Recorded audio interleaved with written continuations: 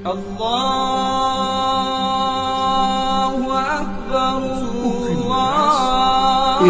demandé aux personnes de préfecture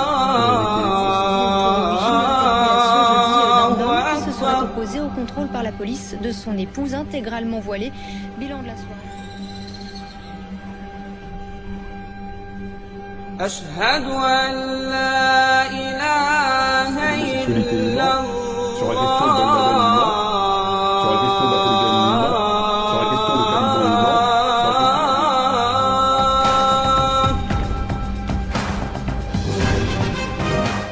Moi, je crois que c'est la situation sociale générale qui fait que bon, les tensions existent et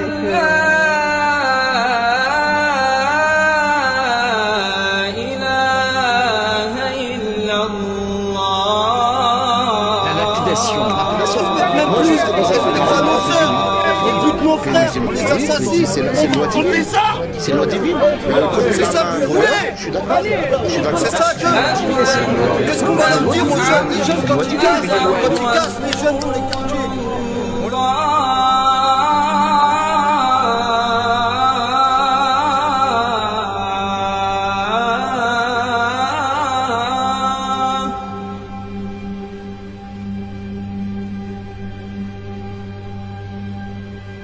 أشهد أن محمدا. Bernard Rebati, bonjour. Bonjour monsieur. À la suite de notre dernier entretien consacré à Tariq Ramadan, nous avons reçu de nombreuses questions d'internautes. Si vous le voulez bien, nous allons commencer cet entretien par cette série de questions. Tout d'abord, plusieurs internautes vous demandent de bien vouloir vous présenter, à l'attention de ceux qui ne vous connaissent pas encore. Il y en a beaucoup. Je vous écoute. Pouvez-vous vous présenter? Donc, avant tout, la formule de أعوذ بالله من الشيطان الرجيم بسم الله الرحمن الرحيم والصلاة والسلام على سيدنا محمد وعلى آله وصحبه أجمعين. Donc, assalamu alaikum wa rahmatullahi wa barakatuh à nos frères et sœurs qui nous écoutent et bonsoir, puisqu'il est aux alentours de 17h. On est plus dans le bonsoir que dans le bonjour. Aux non-musulmans qui nous écoutent, bien sûr, il doit y en avoir quelques-uns quand même. En ce qui me concerne, donc, je suis, mon nom est Mehmati Mamar, je suis d'origine algérienne, je suis né en banlieue parisienne, je vis en banlieue parisienne, je suis autodidacte, donc ça fait un peu moins d'une vingtaine d'années que j'étudie la religion de façon autodidacte. J'écris environ une dizaine de livres et je continue en tant que musulman à essayer de comprendre ma religion et c'est possible de faire comprendre à mes frères et sœurs. Votre premier livre, je crois, qui a fait beaucoup de bruit, c'était L'Islam Made in France. Absolument. Je pense qu'il a même un peu fait trop de bruit. Un livre que vous pourriez sans doute réactualiser et rééditer aujourd'hui. Oui, pour avoir aussi une bonne couche de problèmes derrière. Puisque à chaque diffusion, il m'arrive quelques bricoles. Justement, un internaute vous pose une question à ce sujet. Il vous demande de nous raconter un des obstacles les plus marquants que vous auriez pu rencontrer depuis que vous avez commencé à vous exprimer en public. Il y a quelque chose que je dirais qui m'a bien plus que marqué et qui m'a choqué, et j'en porte aujourd'hui encore les séquelles et je pèse mes mots, et pourtant je ne suis pas quelqu'un de particulièrement fragile, c'est le comportement d'un certain nombre de musulmans. Puisque le premier obstacle majeur que j'ai rencontré, qui a été accompagné de beaucoup de calomnies, vient des librairies qu'on dit islamiques, qui nous ont immédiatement boycottés sur les instructions de l'UIF, puisque j'ai eu les aveux d'un libraire qui était très franc avec moi, qui m'avait pris à l'époque dans son arrière-salle, et qui m'avait avoué que l'UIF avait demandé un regroupement des librairies islamiques, et ils avaient demandé à ce qu'on boycotte. Justement, vous devancez les désirs de nos auditeurs, puisque beaucoup de questions concernent un éventuel boycott des médias musulmans. On vous demande par exemple pourquoi Oumma.com et d'autres ne diffusent pas votre travail. Ce qu'il faut savoir, c'est qu'il y a une chose qui est très importante à savoir, c'est que à travers l'expérience que j'ai vécue, il faut savoir que tout ce qui est entre guillemets islam officiel, reconnu, et quelque part subventionnés, ils font tous partie de la même entre guillemets écurie. Ouais. Voilà, donc c'est-à-dire que le site Oumma.com a une position qui est exactement la même, par exemple, que Tariq Ramadan ou que la position des mosquées. Donc que ça soit au niveau des officiels dans les mosquées, que ce soit au niveau d'un certain nombre entre guillemets de gros sites, ils ont tous exactement le même comportement. Donc vous pensez qu'on puisse réellement parler de boycott? Ah oui, c'est plus qu'un boycott, puisque c'est agressif.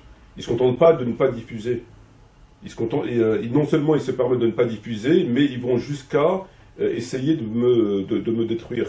De quelle manière? En propageant des calomnies, en faisant un certain nombre de choses, notamment en relation avec un certain nombre de personnalités non musulmanes, pour essayer de me casser.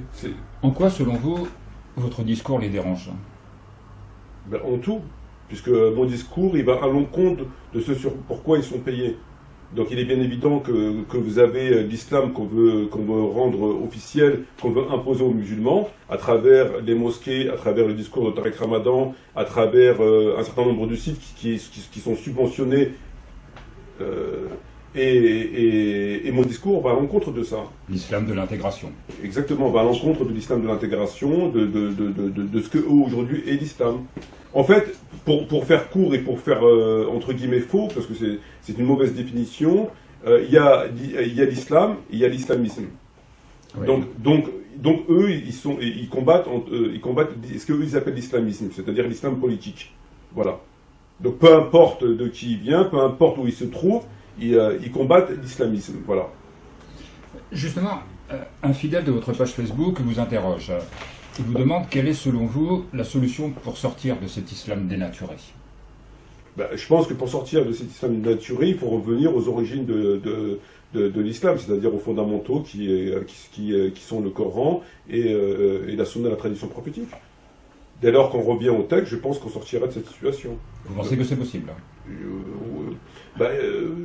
Penser, je peux pas me permettre de penser. Je pense que Dieu nous impose le respect des textes et donc on doit y revenir, qu'on le pense ou pas. On est contraint par notre foi de revenir au texte. On n'a pas Dieu ne propose pas de choix. Il ne nous dit pas de revenir si vous voulez au texte ou de ne pas revenir. Il nous demande de revenir au texte. C'est en cela que vous combattez aussi, de manière aussi féroce, Tariq Ramadan. Vous pensez qu'il s'écarte totalement des textes. C'est pas moi qui combat Tariq Ramadan, c'est Tariq Ramadan qui me combat. Ou plus précisément, Tariq Ramadan combat l'islam. Donc par conséquent, il me combat. L'islam est légitime, il n'est pas légitime. Donc c'est lui qui combat l'islam et nous, on est contraints de défendre notre religion. C'est tout à fait différent. Bien. Justement, la dernière vidéo de la semaine dernière était consacrée essentiellement à Tariq Ramadan. Les internautes ont posé différentes questions, je vais vous en poser 3. Tiens. Quel est votre constat global sur Tariq Ramadan et pour quelles raisons, à votre avis, ne vous répond-il toujours pas? Alors mon constat global, après plusieurs années d'études le concernant à travers sa vingtaine de livres écrits, je considère que c'est quelqu'un qui travaille sous le contrôle de l'œil. C'est-à-dire qu'il travaille sous le contrôle de la franc-maçonnerie et il a, à mon avis, pour ambition de détruire l'islam.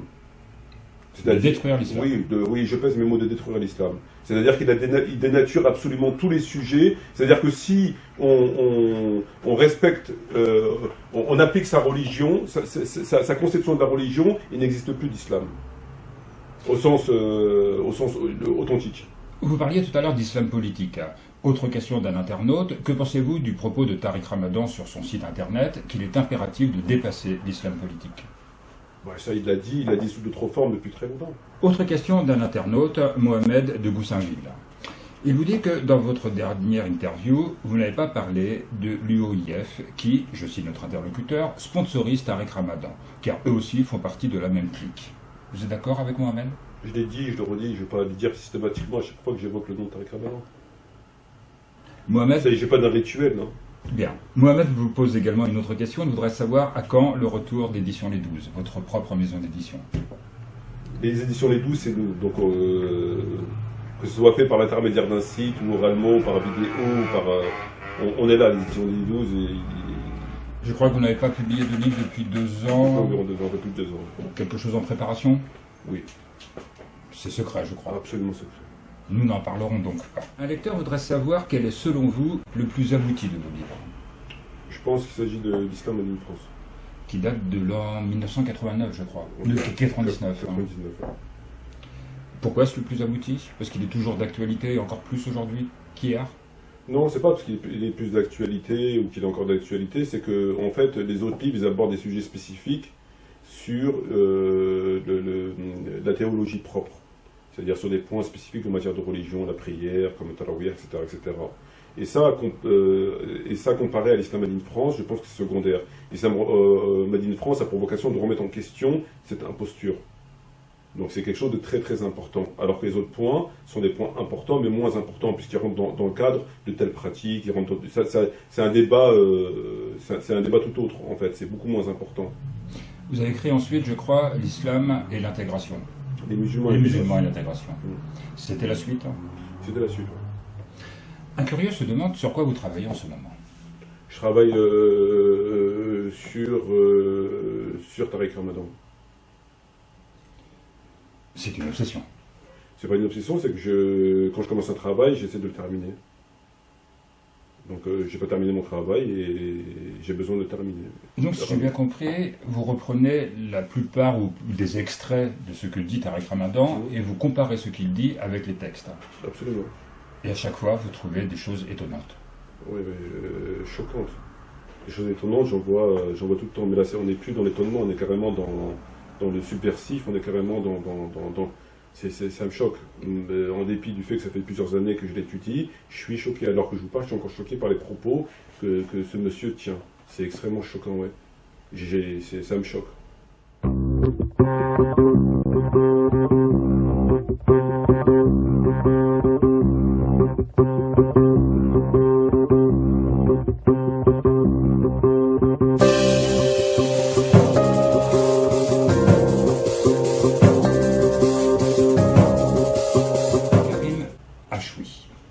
L'ancien ténor du barreau déclare qu'il va livrer bataille contre l'islamophobie, qu'il propose d'ailleurs de renommer musulmanophobie, à travers la Ligue de défense judiciaire des musulmans dont il est le fondateur.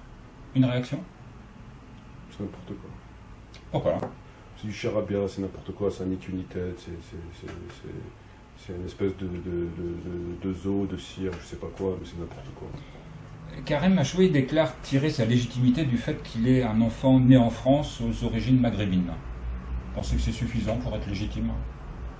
Il me semble n'a pas avoir connaissance à travers mes lectures qu'on pouvait être légitime par rapport à s'appeler Karim ou s'appeler être enfant d'immigration à travers les... Il déclare lui-même qu'il ne pratique pas l'islam. Tant mieux. Mais ça a le mérite d'être franc. Mais il veut lutter contre l'islamophobie uniquement parce qu'il a des origines maghrébines. Ça n'a rien à voir. Parce que pourquoi cet amalgame entre l'arabe et l'islam? C'est ridicule. C'est ridicule. Comment veut-on qu'un homme musulman serve la cause de l'islam? Enfin, je veux dire, c'est n'importe quoi. C'est ni légitime, ni crédible à vos yeux. Ben, oui, c'est évident. Et je suis pas là pour critiquer qui que ce soit, mais il faut appeler les choses comme elles sont. Je veux dire, il faut juger les choses comme elles sont. Comment veut-on que quelqu'un qui n'est pas musulman défende la cause des musulmans? À partir de quel texte? À partir de quelle référence? Je veux dire, il faut quand même avoir un minimum de bagages au niveau de la religion pour savoir quel est le cheminement que le musulman doit avoir. Enfin voilà. On ne peut pas comme ça débarquer et puis défendre les musulmans. Voilà. S'ils considèrent que défendre la cause de l'islam, c'est de s'opposer systématiquement à toute mesure qui serait prise à l'encontre des musulmans ou à toute stigmatisation ou à tout acte, il ne défendra pas la cause de l'islam comme ça. Je veux dire, défendre la cause de l'islam, c'est aussi comprendre l'origine des problèmes des musulmans et les résoudre par rapport au texte. C'est pas de dire, voilà, il m'a empêché de prier aujourd'hui dans la rue, je vais faire quelque chose, il m'a empêché de ceci, je vais faire quelque chose. C'est n'importe quoi, ça n'a pas de sens. Il va même plus loin puisqu'il propose de remettre en cause les lois sur le voile et d'ester en justice pour faire abolir ces lois. Ouais, c'est carrément les travaux d'Hercule, ça. Ce qui est en train de se passer actuellement, ce qui s'est passé à certaines de nos sœurs et nos frères est tout à fait condamnable. Et donc je suis présent pour lever la voix et pour élever la voix surtout. Et pour dire que ces actes-là doivent être condamnés, qu'on doit retrouver les coupables. C'est agir plutôt que réagir. Comment expliquez-vous cette indifférence des médias à l'égard des agressions des femmes voilées? L'indifférence des médias, elle s'explique selon moi... Ah ouais, bonne question. Pour moi, elle s'explique pas. Enfin, c'est ça, c'est dur à dire, elle s'explique pas. Je pense que c'est la vraie question à se poser. Pour moi, je trouve aucune excuse au silence des médias.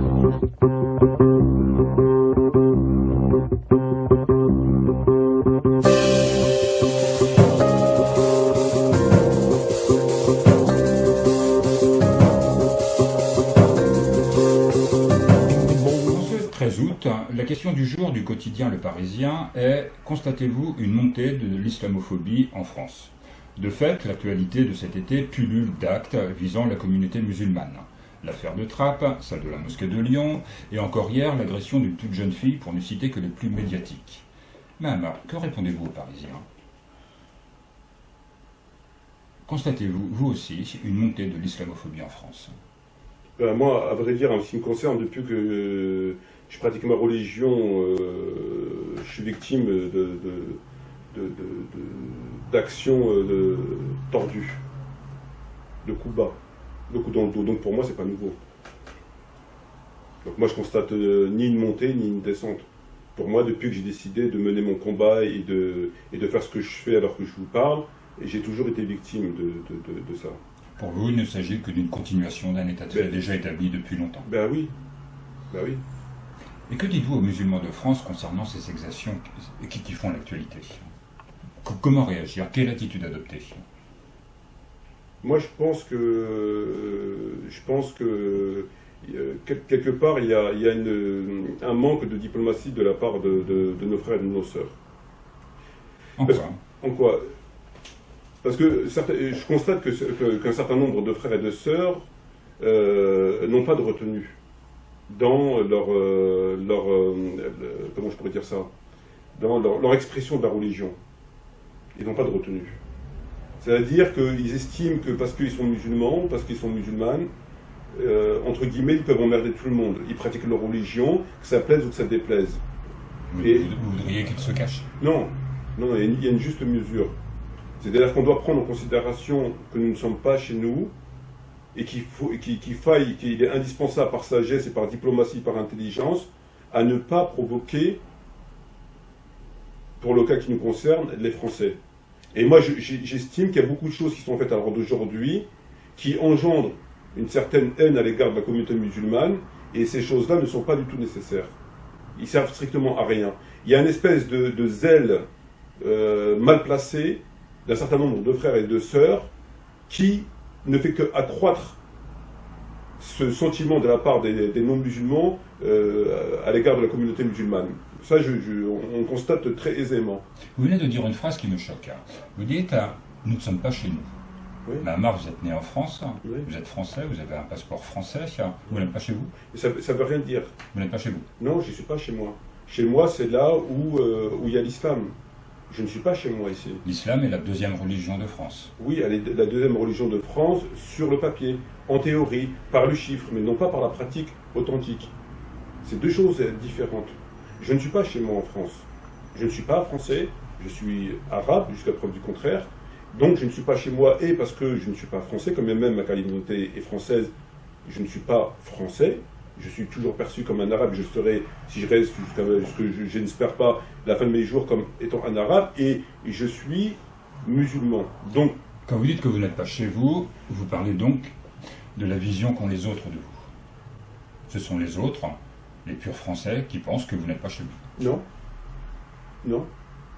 Quand même, non, pas du tout. Je pense que je ne suis pas chez moi par rapport au texte dans ma religion, par rapport à l'enseignement de l'islam.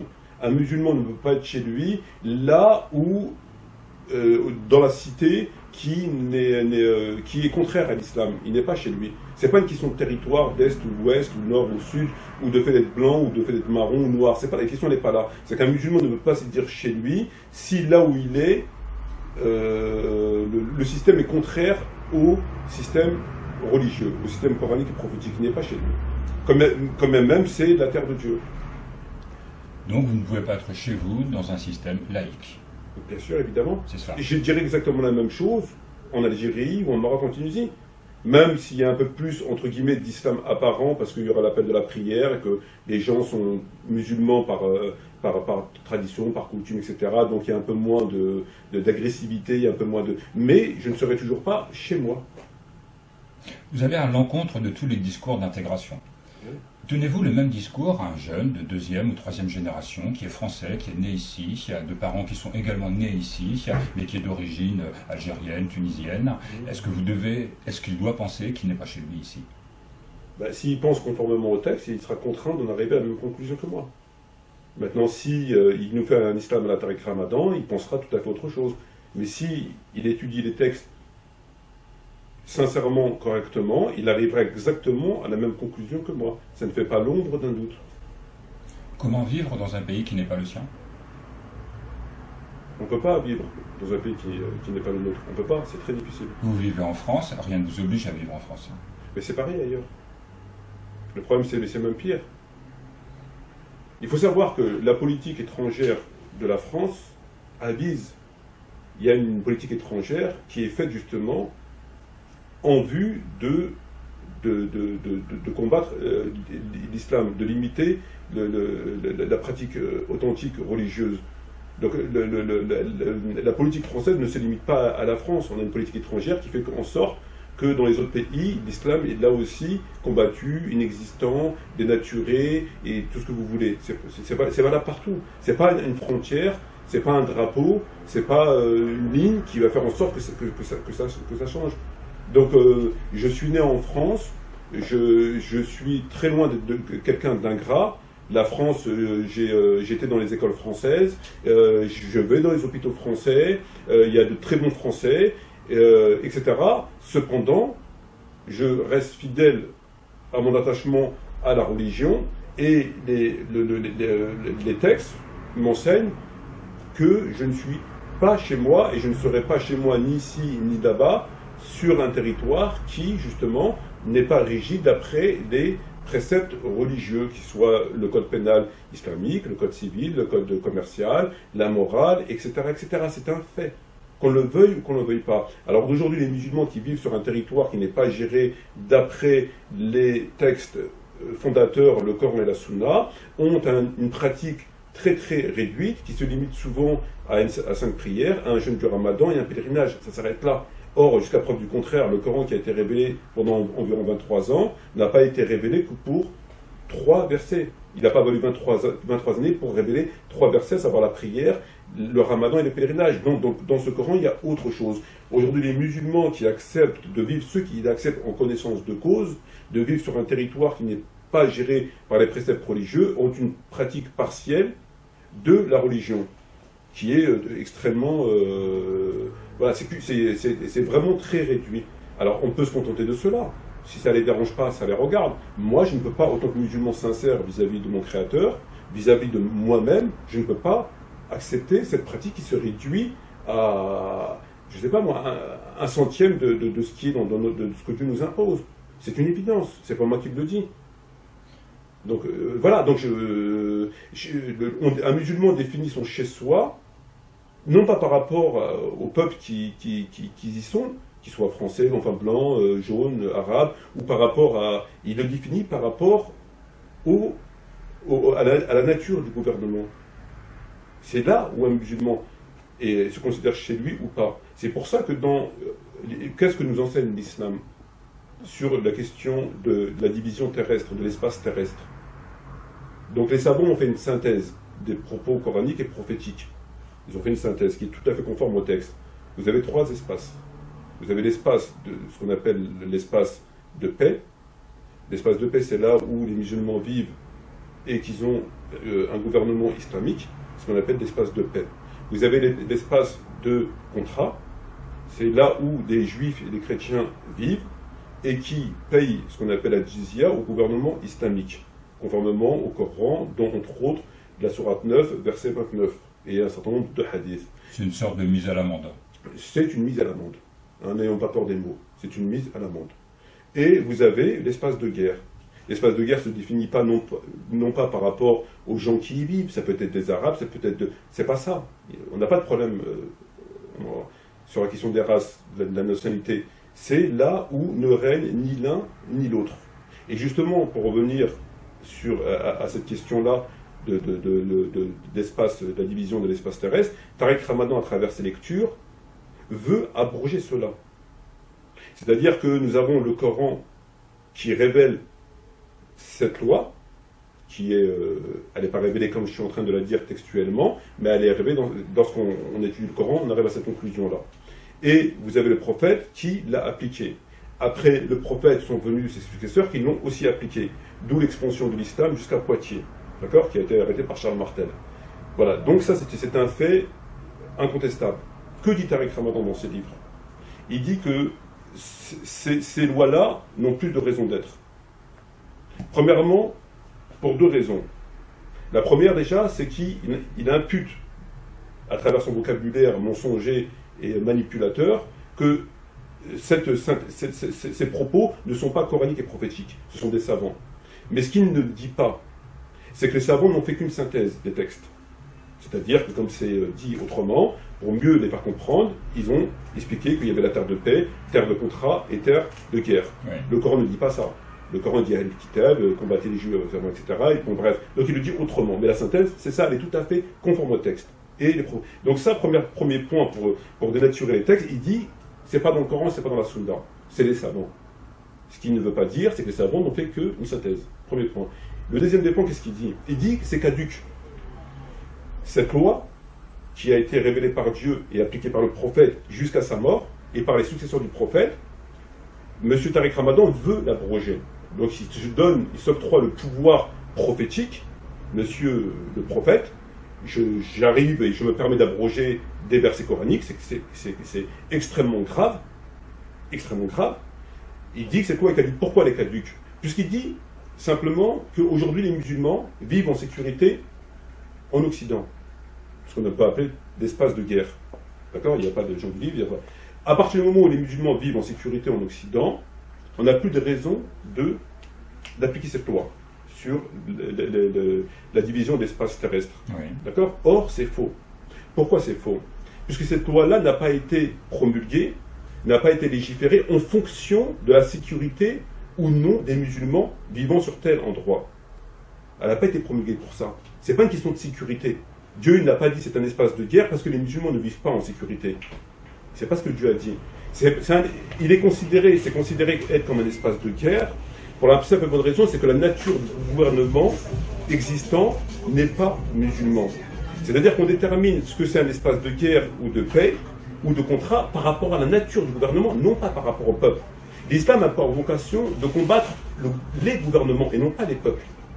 C'est-à-dire que quand l'islam rentre en guerre sur un espace, il ne rentre pas en guerre selon si lui il est musulman, si lui il est chrétien, si lui il est idolâtre, etc. On n'a pas un catalogue comme ça, et puis on a les gens, et puis on regarde, ben lui il n'est pas musulman, lui il est musulman. Non, pas du tout. On rentre en guerre à partir du moment sur un territoire où la nature du gouvernement n'est pas ça ou ça. C'est là où on définit les choses. Or, Tariq Ramadan, qu'est-ce qu'il dit? Il dit que cette loi est caduque dans la mesure où les musulmans vivent en sécurité en Occident, donc dans l'espace de guerre. Ce qui est une manipulation manifeste, parce qu'il sait très très bien que cette loi n'a pas été promulguée, n'a pas été légiférée par Dieu du haut de ses cieux et du prophète Mohammed par rapport à la sécurité au nom des musulmans, mais par la nature du gouvernement. Quand bien même des musulmans vivraient en hyper-sécurité dans un endroit qui est considéré comme espace de guerre, dans la mesure où ce gouvernement n'est pas un gouvernement islamique, et où ce gouvernement n'est pas sous contrat avec le gouvernement islamique, ça ne changerait strictement rien. Ça restera un espace de guerre.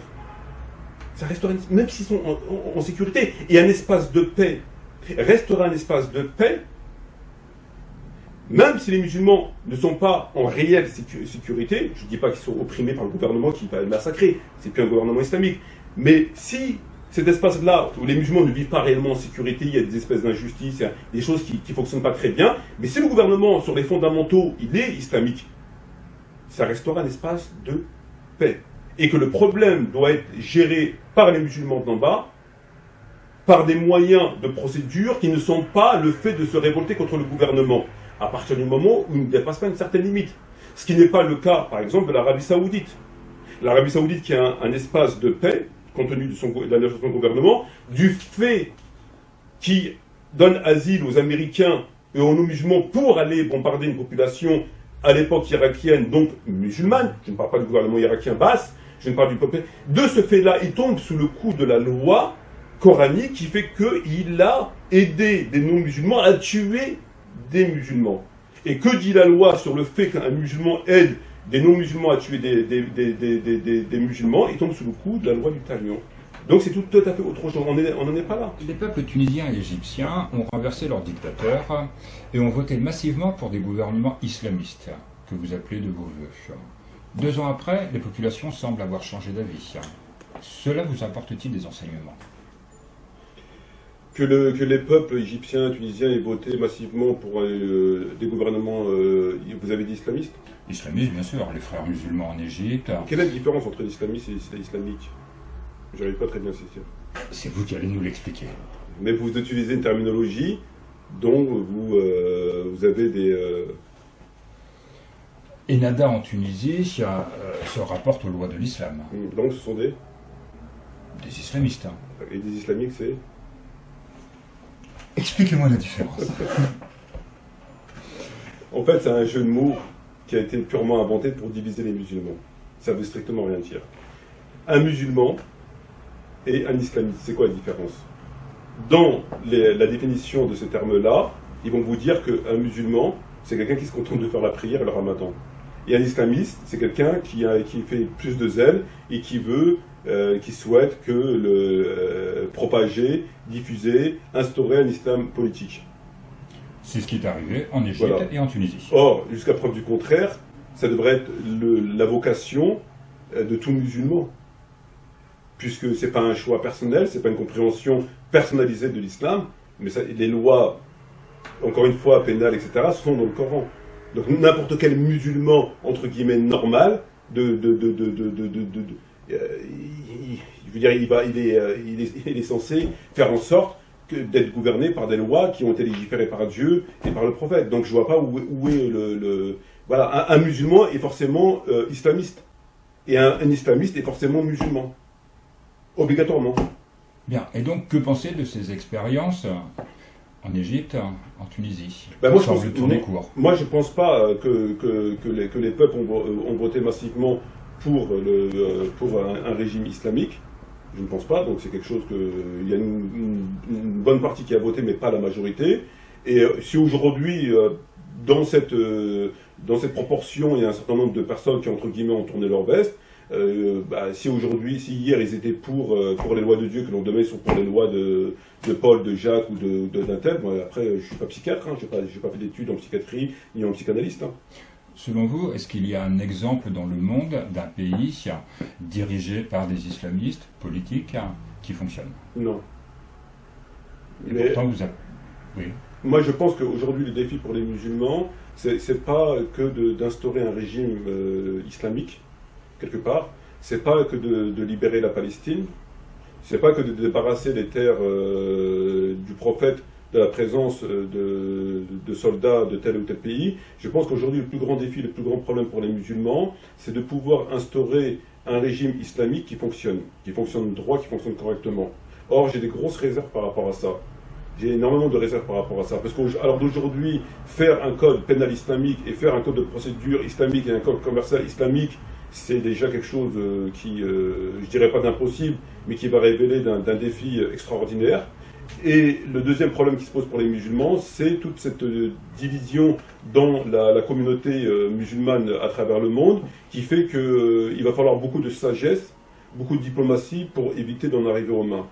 Alors lorsque vous voyez qu'alors d'aujourd'hui, il est très rare de trouver 2-3 musulmans qui arrivent à s'entendre, qui arrivent à faire un consensus et qui arrivent à se dire voilà, on va mettre de côté nos différences, nos divergences et qu'on va converger ensemble pour le bien-être de la Oumma voilà. Et ça, pour moi, ça me paraît et c'est ce que je crains le plus. Parce que parfois, je me dis, est-ce que les régimes aujourd'hui français, les régimes qui existent et qui gèrent les territoires, ne sont pas quelque part un moindre mal?